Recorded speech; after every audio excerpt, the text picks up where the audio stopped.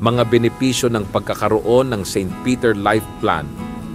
Ang pagkakaroon ng St. Peter Life Plan ay isang matalinong desisyon na nagbibigay ng kapayapaan sa isip at kaginhawahan sa pamilya.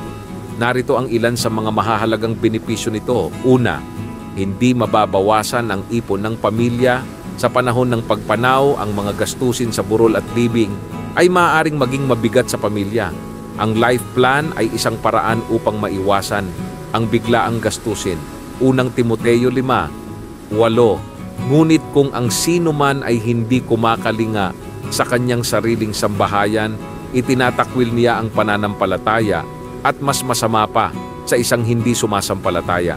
Benepisyo: hindi kailangang gumastos ng malaki ang pamilya dahil naihanda na ang lahat ng serbisyo. Ikalawa, may siguradong serbisyong panglibing. Ang St. Peter Life Plan ay may kumpletong serbisyo kabilang ang kabaong, burol, at iba pang funeral arrangements. Ecclesiastes 3:1.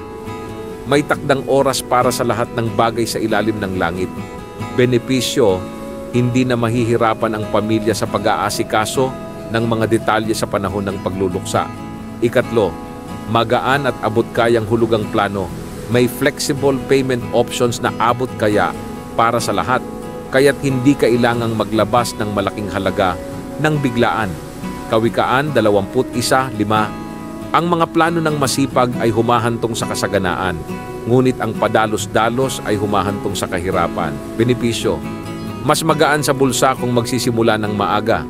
Ika-4, naililipat o naia-assign sa mahal sa buhay.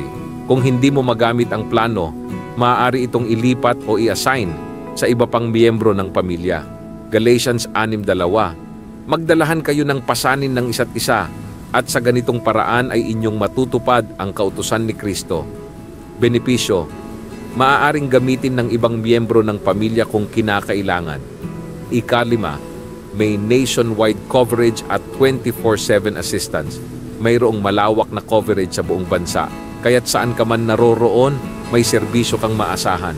Awit 121. 8.